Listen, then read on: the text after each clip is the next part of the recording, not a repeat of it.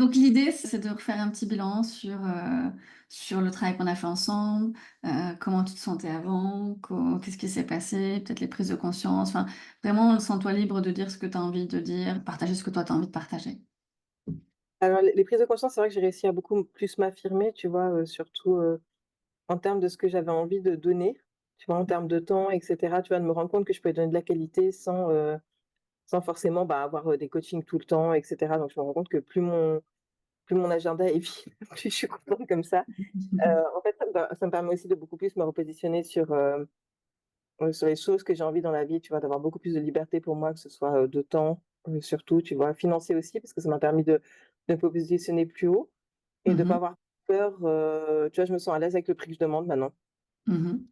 même dans les coachings privés et cetera. Donc les gens, ils savent que c'est tant et puis c'est tout et ça, c'est quelque chose qui m'a fait du bien. Moins stressée aussi par tout ça, tu vois? Je me dis que, bah, là, je mets les choses en place comme moi j'ai besoin de les faire et après notre accompagnement aussi, ce que j'ai senti, c'est que j'étais moins énervée, tu sais? J'étais quelqu'un qui, très bouillante, très énervée tout le temps et tout et je pense que le fait d'avoir, pris, de l'assurance, de m'être dit: «Bah, voilà, de toute façon, je peux faire comme j'ai envie», c'est vraiment, voilà, je suis en train de créer pour moi.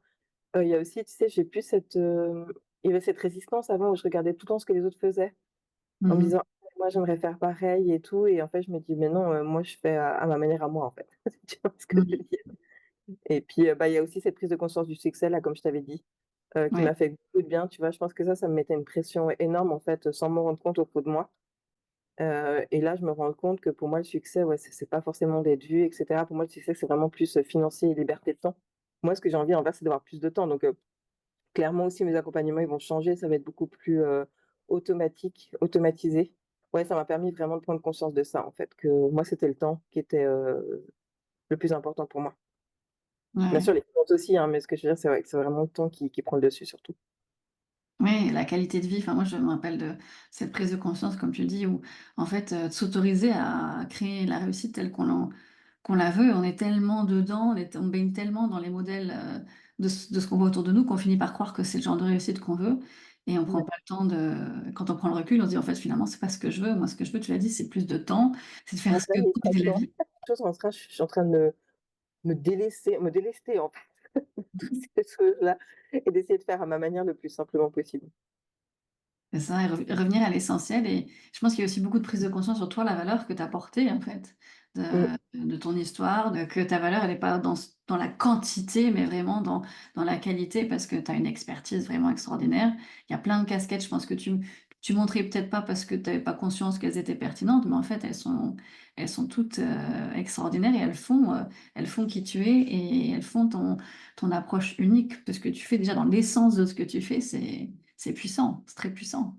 C'est vrai que ça m'a permis beaucoup de me positionner aussi avec les gros clients.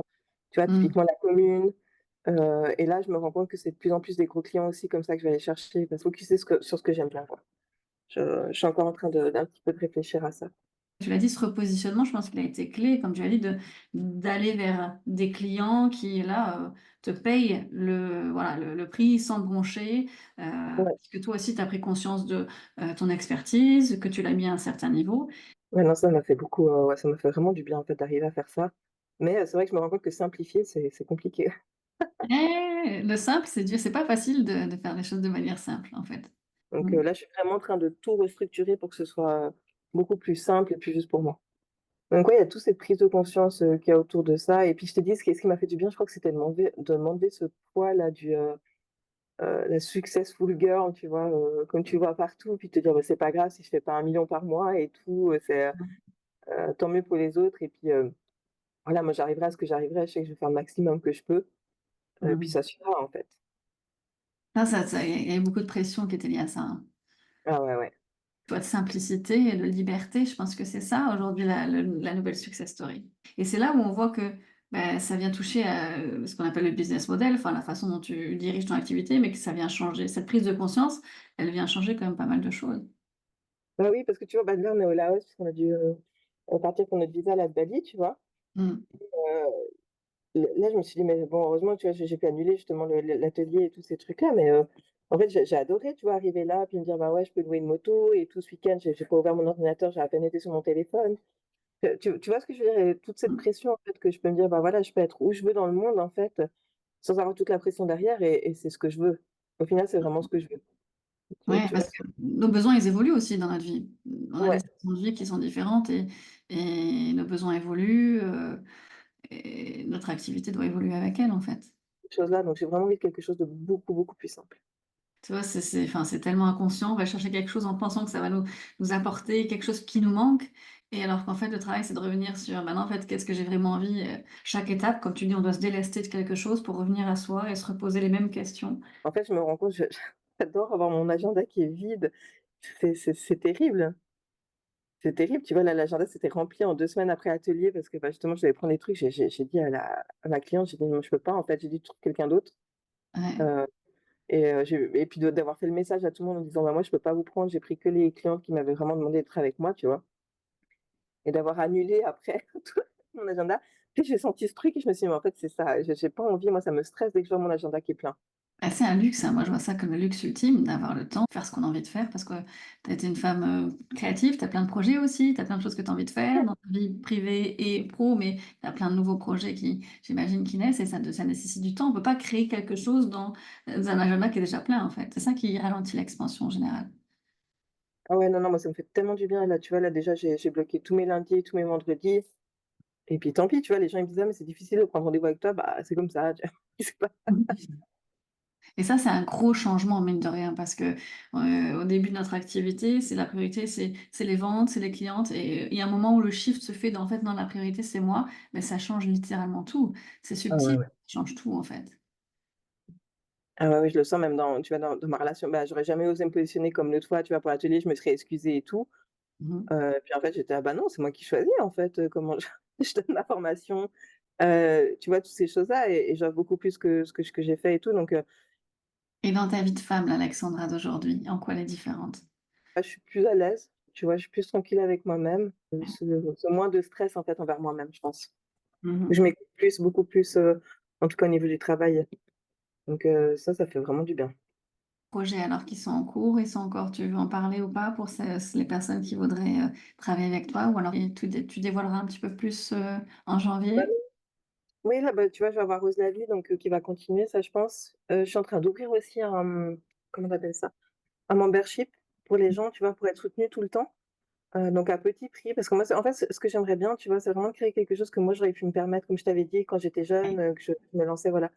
Donc j'ai envie de lancer un membership, là, justement, je donnerai des ateliers régulièrement où les gens pourraient venir et partir quand ils en ont envie, juste quand Mmh. ils ont besoin de soutien, tu vois? Et voilà, comme ça va tourner. Et puis, bah, j'ai mon podcast sur lequel j'ai vraiment envie de travailler. Tu sais, je t'avais parlé de ce podcast-là, Ouais. ouais et puis là, de nouveau, j'ai rencontré des gens incroyables là-haut et je me suis dit: «Mais mince, tu vois, il est pas encore lancé», donc j'aurais bien voulu, tu vois, je me suis dit: «Mais c'est vrai que ça aurait été incroyable, en fait, de pouvoir les interroger sur leur vie, comment ils ont fini ici, tu vois, comment ils ont osé, en fait, toutes ces choses-là». Et c'est là où toi, tu as une histoire qui est forte. Comme je disais, ta légitimité, c'est ton histoire. Tu en as parlé plus ces derniers mois et comme tu dis, tu as vraiment ce désir, moi, c'est ça que je trouve magnifique de donner. Tu as dit: «J'aurais voulu avoir ça quand j'étais à leur place», de ces femmes qui avaient pas trop d'argent, qui étaient mamans solo et qui voulaient, développer leur activité. C'est ce que tu leur donnes. Je trouve ça vraiment magnifique. J'arrive vraiment à ce que j'avais envie de faire. Ouais et t'autoriser toi à plus de liberté, s'autorise à faire pareil. Ouais, C'est un effet domino. Quand on s'autorise nous, ben, ça autorise les autres.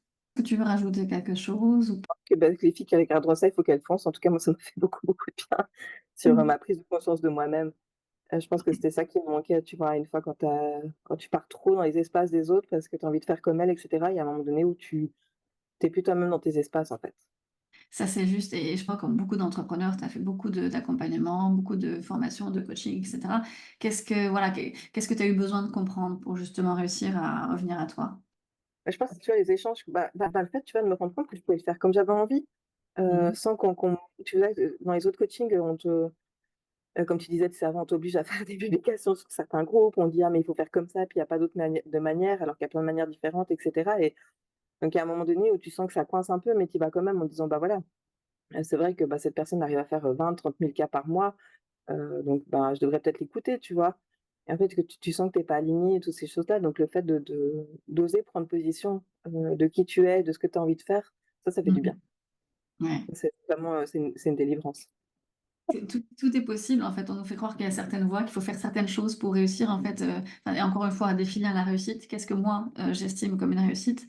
Heu et comment moi j'ai envie de gérer mon temps, mon énergie, mon activité, comment j'ai envie de donner, comment j'ai envie de f contribuer. Il y a tellement de choses et c'est vrai qu'une solution dans laquelle on t'impose une voie, c'est rarement là où on va trouver l'épanouissement, en tout cas dans notre activité et on va s enfin, d'expérience et pour le voir chez de nombreuses de mes clientes, c'est on se perd là-dedans et on a l'impression qu'on gagne du temps parce qu'effectivement ça marche sur le court terme, mais le temps que ça nous prend de revenir à nous derrière, de ramer, de revenir à nous et à ce qui nous plaît, beh, j'en discutais avec notre entrepreneur, de se dire: «Oui, c'est vrai, on a fait quelque chose, on a suivi une méthodologie, ça a fonctionné sur le court terme, mais par contre on a mis 8 mois derrière à revenir à nous» et c'est ce temps-là souvent dont on ne parle pas.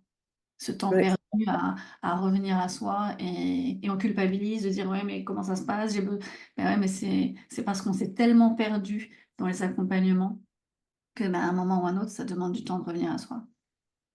oui, c'est ça, ouais. Juste de prendre mais ce temps-là, il est tellement précieux parce que je pense que c'est ça qui fait que tu évolues Mmh au mh. prochain stade, en fait. Exactement et si tu prends pas ce temps-là, beh, tu restes enfermé dans quelque chose qui est pas vraiment toi et c'est difficile de vraiment émerger sur le niveau du dessus parce que le niveau dessus, il te demande, ben, de réaffirmer, ce que toi tu veux, ta version de du succès, ton identité, tes forces, ta puissance. Oui, c'est ça et l'alignement est vraiment, moi, je crois que ça m'a fait du bien vraiment, c'était de me réaligner, tu vois? Mmh. En vraiment me positionnant puis en me dire: «Bah, oui, mais en fait, qu'est-ce que j'ai envie vraiment d'avoir, quoi?» et là, tu m'as vraiment ouvert les yeux sur ça et Mmh. ça m'a fait énormément, énormément de bien donc ça m'a vraiment permis ouais, en fait, ça m'a vraiment, bah, comme je t'ai dit avant, quoi, délesté de quelque chose qui fait que maintenant je sens que, bah, je vais pouvoir m'envoler, tu vois? Un petit peu comme une montgolfière, j'allais dire, mais En tout cas, on a l'idée de la légèreté et de l'ascension. Super.